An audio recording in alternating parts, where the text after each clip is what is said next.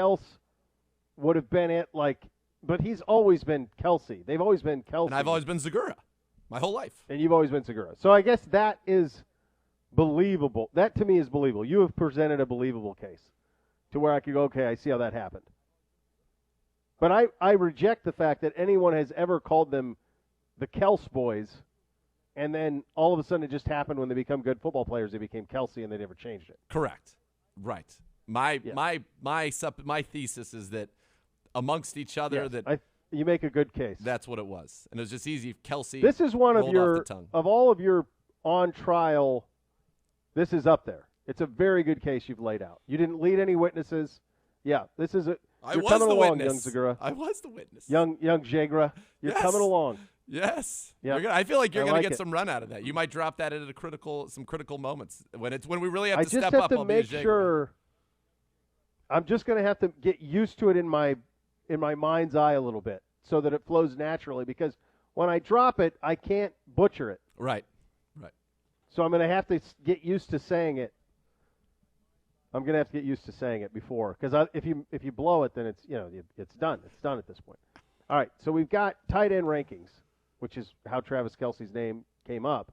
That's right. Ben Lindsley on PFF has Hoop 17. Yep. Top three of Kelce, Kittle, and Waller.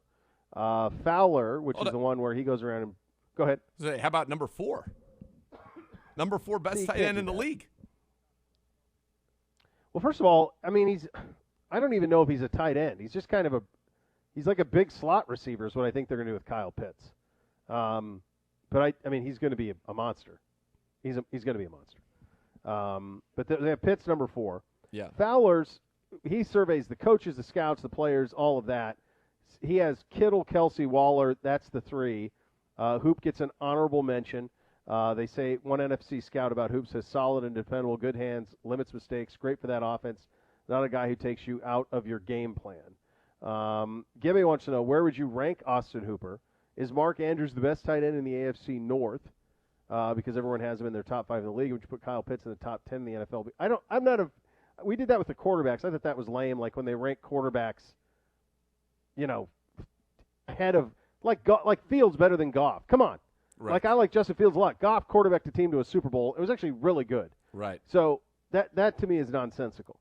In terms of so that's how I would handle the Pitts decision. Let's see you play a little bit. Mark Andrews, best tight end in the AFC North? I think probably. Most accomplished. Yeah. Yeah. He's a stud. He's a matchup. He's a stud. Nightmare. Yeah, he's a problem. He's a problem. He's a full day. I think he's very appropriately ranked. I mean, somebody even ranked him number 1. He's very good. Well, I think he's one of those ones where it's fair to say, what if he played like in this offense? Or what if he played in Kansas City's offense? Or what if he played in San Francisco's offense? Yeah. He's limited by the way that they play. He's that good. And he's their top receiver. I'm stunned, though, that Travis Kelce is not number 1 on this list. I don't think – I love Kittle. Don't get me wrong. I love Kittle. I think he is tremendous. Travis Kelce last year dropped 1 pass on 146 targets, 1,416 total yards, about half after the catch. He led the NFL's tight end with 23 catches of 20 or more yards. We talked about that stat going in that play. That's absurd. That's crazy. This is the greatest season in the history of a tight end, 1,416 yards. And he's number 2 on this list? I think he was the best non-quarter. I think he was the most valuable non-quarterback, non-Aaron Donald in the league. That's right. We agree on that. Agreed. Yeah, I mean, it's pretty – yeah, he should have been number 1 running away with it, honestly. And somebody ranked him 2nd, but I must have tied somehow with Kittle because somebody ranked Kittle 3rd, which makes it hard for me to believe. Here are his seasons, by the way. Since he came into the league, okay, 2014, 67, 862, and 5. Then 72, 875, and 5. Then 85, 11, 25, and 4. Then 83, 10, 38, and 8. Then 103, 13, 36, and 10. Then 97, 12, 29, and 5. Then 105, 14, 16, and 11. I mean, you talk about consistency. You talk about production. 5 straight Pro Bowls, Out of those 5, he has been for 6 straight Pro Bowls. 3 of them he has been first-team All-Pro.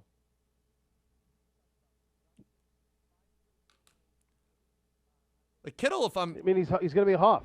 If I'm he's not misremembering, first ballot Hoff. First ballot Hoff. I think he's going to be a first ballot. First ballot Hoff. Yeah. Kittle's had two very good years: 1377 and 5 in 18, 1053 and 5 in 19, and last year 634 and 2 in 8 games. So he's on pace for a monster year again. But Kelsey's doing it all the time.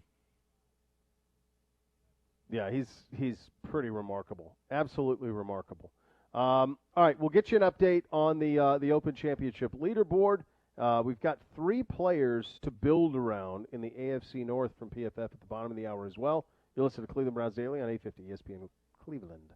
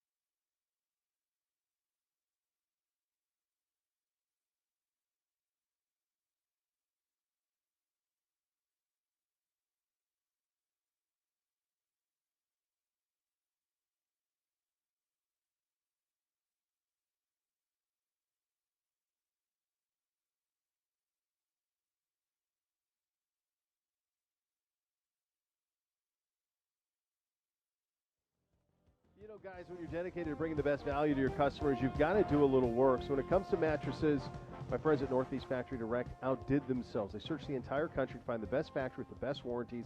Now they have the latest technology in mattresses for a fraction of the cost. Northeast Factory Direct has you covered. King, queen, full, twin, bunk bed, mattresses, box springs, and more. Right now, stop in, take your photo with Flat Alex for a chance to win $500 in gift cards. Just take Northeast Factory Direct on Facebook or Instagram to be entered into the drawing. Check them out, West 140th Street in Cleveland, Lakeland Boulevard in Euclid, or Freeway Drive in Macedonia, or shop them online anytime at northeastfactorydirect.com. So there's this Marcel CM guy who does not look as his name sounds. Is that fair? Yes. So he's got a man bun. Yeah, that's and looks like he would have worked like with Hans Gruber in Die Hard. I mean, like he'd be on that crew. Yes. Right? He looks exactly like one of those guys. And so that name doesn't sound like that. So he's the German. And then they follow that up with this Connor Smith kid with this wispy mustache and these flowing blonde locks. Like you're seeing them a lot, along with Patrick Reed and Rory. Like those four are the guys that I'm seeing pretty consistently here, where the scoring has all gone to heck with these afternoon guys. The thing I was going to ask you, I brought this up in the break, and I thought, well, let's save it. Do you think that everybody out here, including Ricky Fowler, Smith, and some of these others, that are walking around with a mustache will regret it looking back? Well, I mean, that they wore the mustache, ironically. My dad has worn a mustache my entire life. Same. I know Pedro. You've never seen Pedro without one. Never. I've seen a picture of my dad without one, but I've never seen him personally without a mustache. He went to a beard for one point and then back to the mustache, but I've never seen – I don't know what the skin between his nose and his upper lip looks like. I've never seen it. Fair. Same. So that would be – same would apply here, that I've never seen that. That's never happened. I have no idea what that would even be. But I think of that generation, that's what you did. Yeah. You grew up in the 60s and the 70s. That's what you did. As soon as you could grow a mustache, you did, and then you kept it forever, apparently.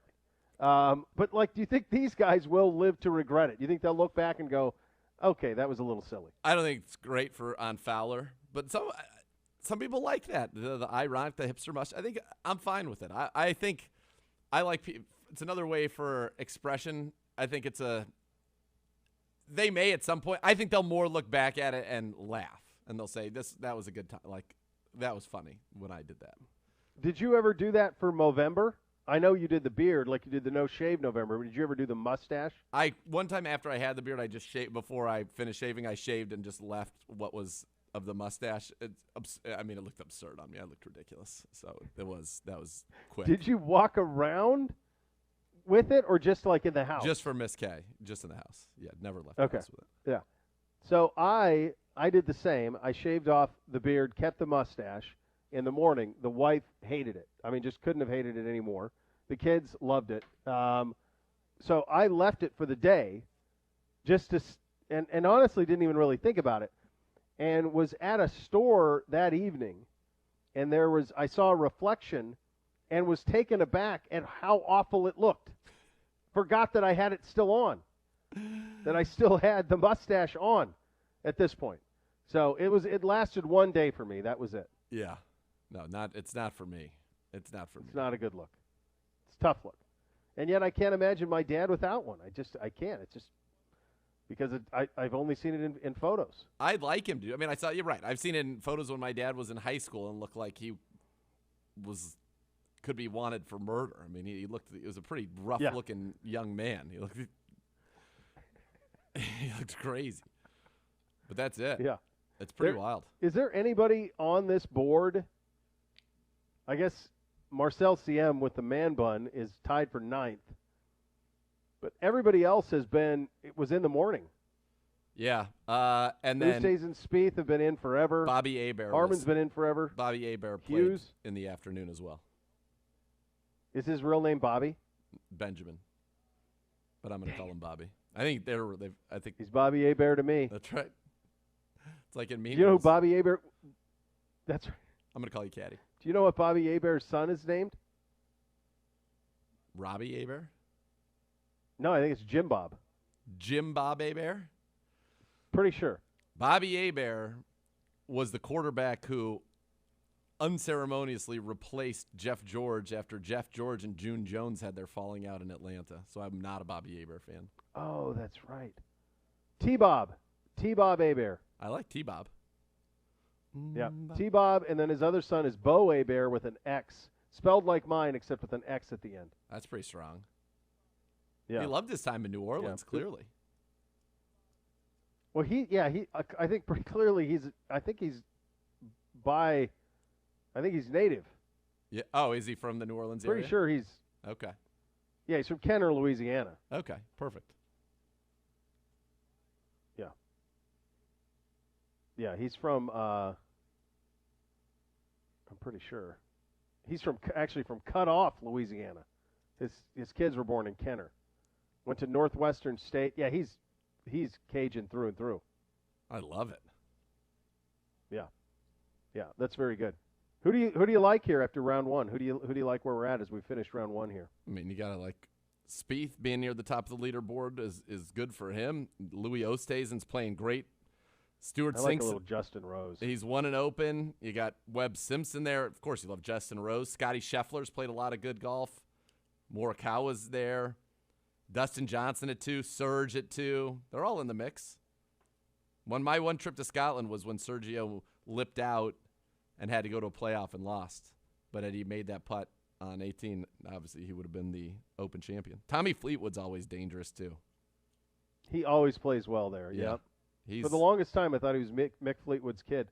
There looks like there's about 100 guys tied at -1. There's like 100 guys within 5 shots of the lead, so it should be fun over the next couple of days here. And this is it. We don't have any PGA. This is the last one. This will be the last golf I pay attention to this year. We'll be done today. Johnny Rahm, 1 over. Probably a little disappointing for him. Same for DeChambeau, 1 over. Lee Westwood, 1 over. McIlroy. It feels like Lee Westwood's just going to be one of those guys that's well-known certainly by our generation. Great Ryder Cup player. A lot of close finishes, but never got the major. He's the next generation's Colin Montgomery. Colin Montgomery was that, where it just couldn't sort it out. Monty. Could not sort it out. So, yeah, the great Monty. But it was always great in Ryder Cup and a great villain. Yes. All right, PFF. 3 players to build around for all 32 teams entering the season. We'll let you know who they think our 3 are and see where we stack in the rest of the AFC North. You listen to Cleveland Browns Daily on 850 ESPN Cleveland.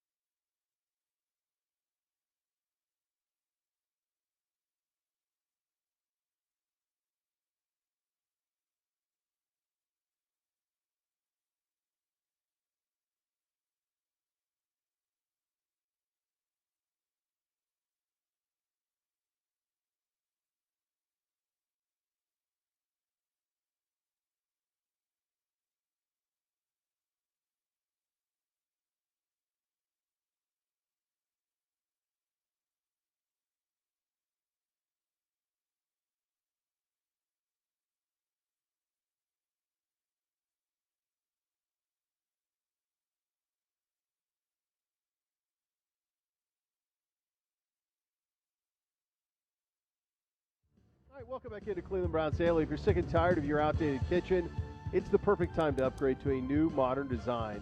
At Northeast Factory Rep, cabinets include all of the upgrades: solid wood, full extensions, drawer glides, cushion closed drawers, and doors. Right now, stop in, take your photo with Flat Alex for a chance for a win a $500 gift card. Just tag Northeast Factory Direct on Facebook or Instagram to be entered in the drawing. So if you're thinking about remodeling your kitchen, now's the time to do it. Go to northeastfactorydirect.com. Schedule your appointment today. All right, let's see what Gibby has tasked us with here.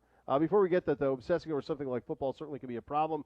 If you're obsessing over gambling, it can be dangerous. Do something to take your mind off it. If you want some tips, go to keepitfunohio.com for great ways to keep gambling fun. So PFF ranked the 3 players to build around. Jeez. The amount of notifications that I have gotten in the last 2 days of Apple receipts. The boys must be on iPads or something. Yeah. And they're just buying. It's a spending spree. I clearly don't. Yeah, they don't even know what they're doing. They're just go, oh, yeah, do you want this? Oh, sure, yeah, oh, yeah, let's do it. And I have them. They must have found a way because I have them parent trapped to where I have to put in. They must have figured something out, a workaround. They're circumventing you. They are. Hit your mute, brother. PFF with this. Ben Lindsley, 3 players to build around. Our 3 Browns: Baker, Miles, Denzel. Look, I think when you go back to the building of the current Browns roster, and you go back to Sashi Brown, and you go to John Dorsey, and you go to Andrew Berry, and those 3 general managers, Paul DePodesta here is the constant. You say, how are you going to build a team? You got to throw the ball. You have to protect the quarterback. You have to get after the opposing passer, and you have to defend receivers. So if in an ideal situation, this would be the 3 positions that you would want to be the 3 pillars: quarterback, D-end, corner, and it can be corner or left tackle. I think those 2 could be interchangeable, but quarterback and D-end are 2 of the 3. They have to be. I think it's pass rusher, somebody in the secondary, quarterback. Yeah. Right. The guys, if you're saying, okay, who are the people that if they play over the next few years, that could insert themselves into the conversation. So Jed Wills, if he becomes one of the top 5 left tackles in the league, right, he could insert himself into this conversation. John Johnson, I think, could become one of those. Well, could be a star. Building block pillars. Same with Grant. Greg Newsome, if he becomes a lockdown corner. And then the other name I'll throw out, which would not be an ideal position in my mind, but I think could end up becoming that good, as Owusu-Koramoah. Yeah, and it's funny. I was having that conversation about him this morning, and the conversation was along the lines of, look, they don't care about linebacker. It's not a position that you care about. Usually analytics-based. Linebacker's kind of like running back. Like, we get a lot of them, we're not going to pay them. And the only pushback I had was, I think the way that this organization looks at things is, do you have elite traits? Yes. Because if you do, then we're interested in it. But you would also acknowledge that when JOK was on the board, we took Newsome. Yes. Because corner matters most. Now, JOK could turn into everything that we think, but he's almost a positionless player. I mean, he's going to line up at linebacker, but he can do so much that he can rush the passer, he can cover slots, he can cover tight ends, he can drop. Yes. He can do so much that he's almost like a Swiss Army knife. Yeah. A weapon. A defensive weapon, an Avenger. It's a weapon.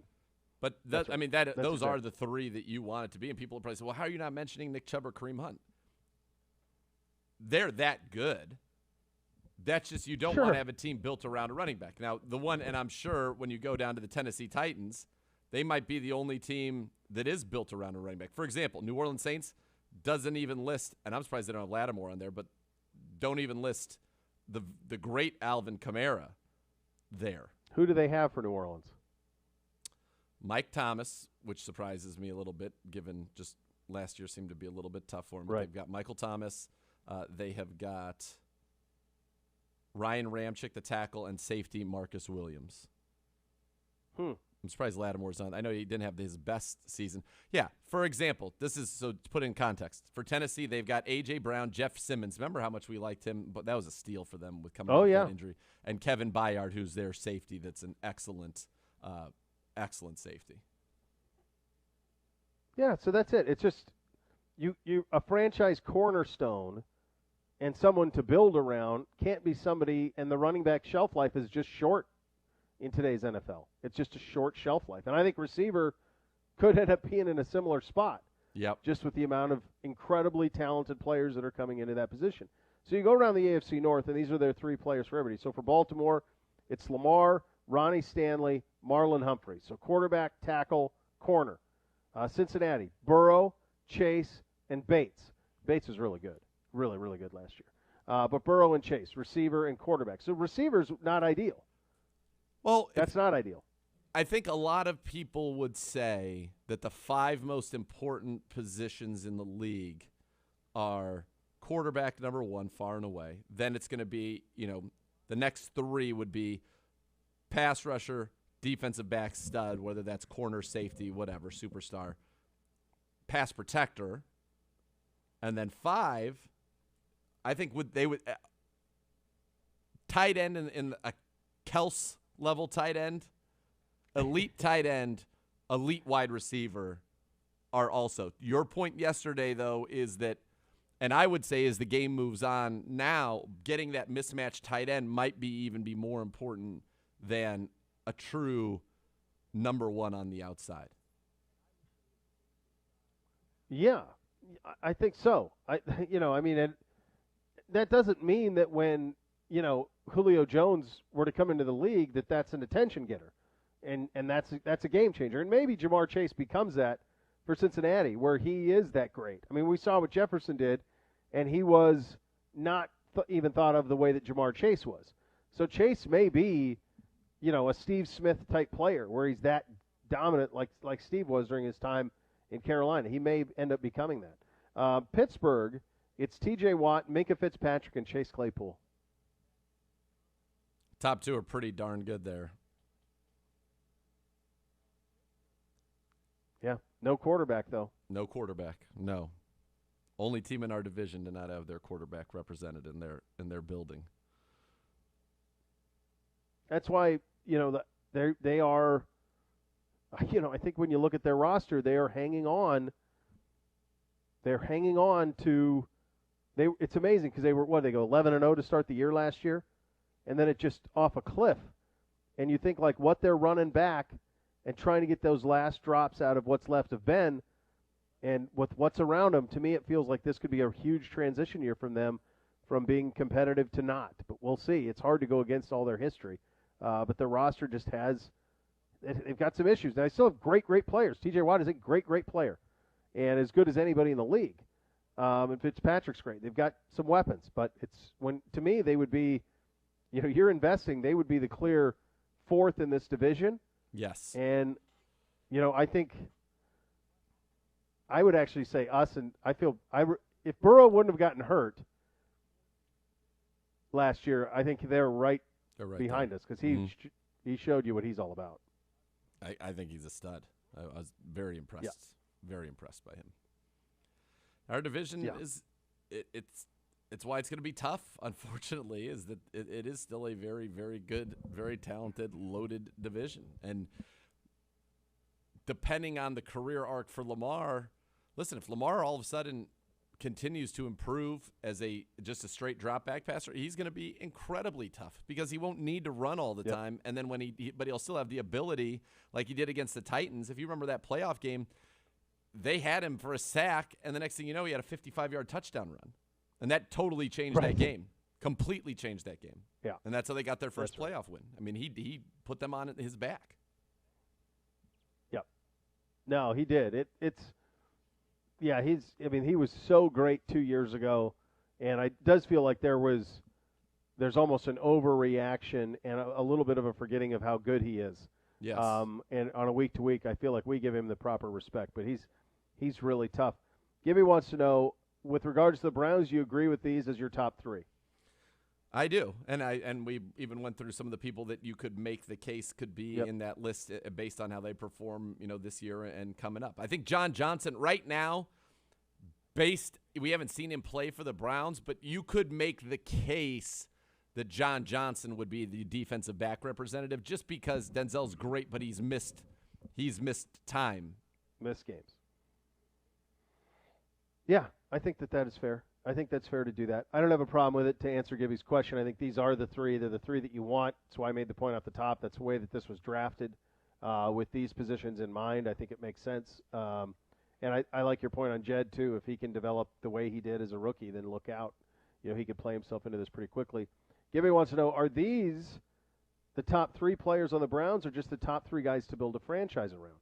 We are an example of, and Tennessee's another one, you mentioned the Saints, of – Nick Chubb is clearly one of the three best players on the Cleveland Browns. Yes. Clearly.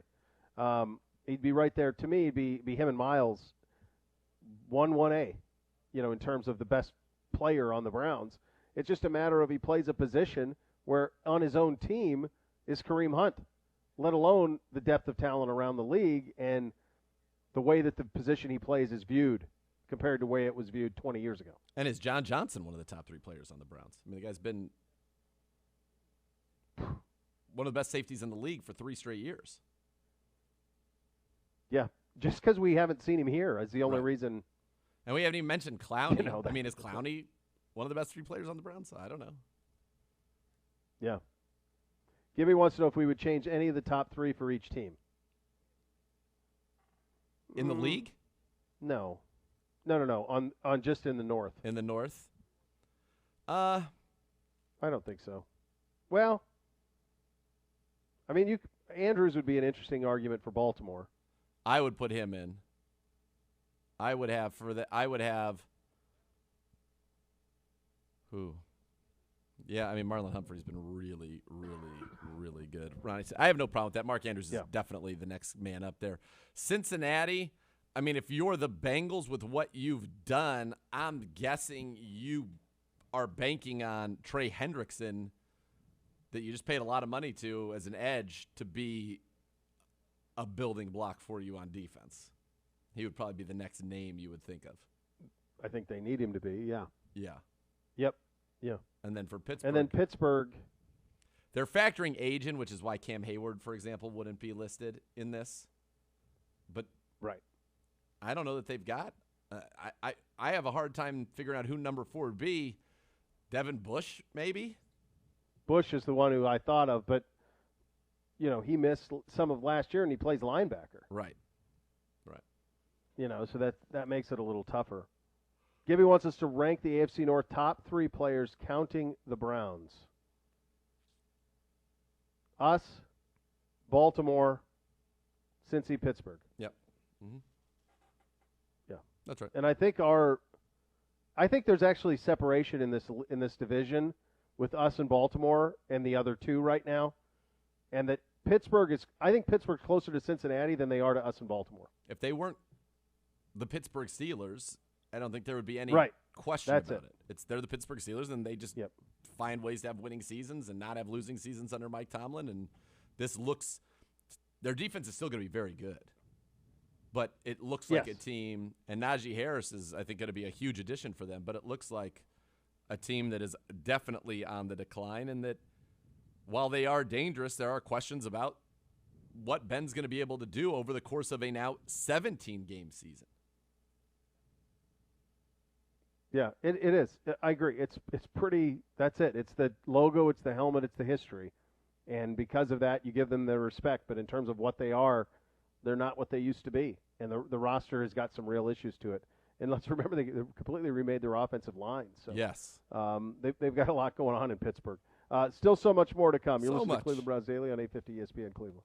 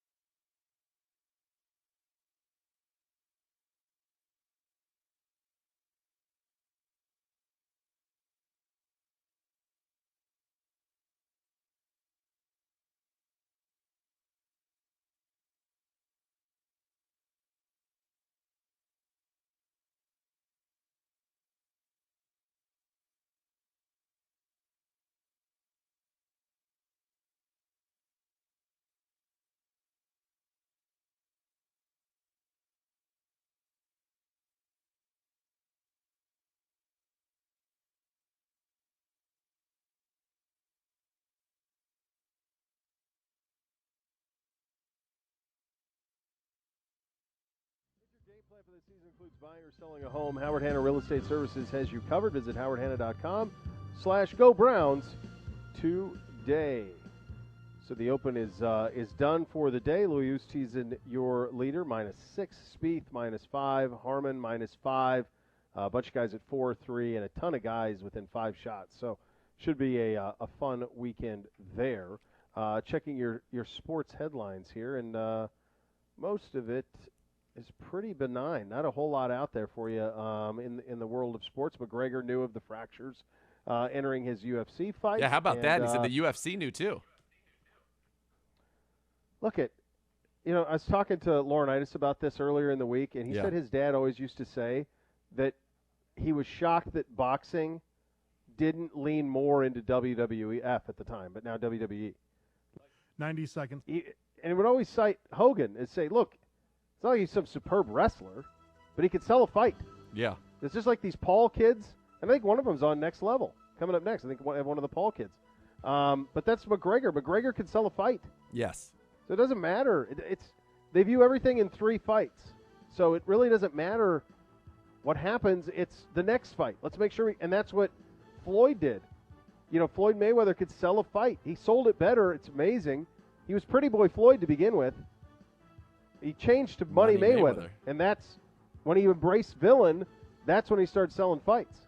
He even wrestled at a WrestleMania against the Big Show. 30. That looked ridiculous in those shorts. The chinchilla shorts, they're incredible. Yeah. That angle, though, that kicked that off where he came and legit busted the Big Show's nose was awesome. Did he? That's what happened? He punched him? He legit punched him? And, the crowd, Big Show, ended up on him, and then, he punched him and busted his nose up, and then it was on. It was a great start to an angle. Big Show have just thrown him? It felt, at the time, it was one of those moments where you're like, what? Just, huh? I mean, of course he could have thrown him. He's a giant man. But Mayweather's got quick hands. He could have just thrown him. You take a punch on your nose. Right, but just hold him up like a cartoon character. They did some of that in the match. He ended up knocking him out with brass knucks, if I recall correctly. There you go. All right, very good. We're back tomorrow for more fun. The Next Level is coming up next. Thanks for listening, everybody. Cleveland Browns Daily, 850 ESPN Cleveland. You are down.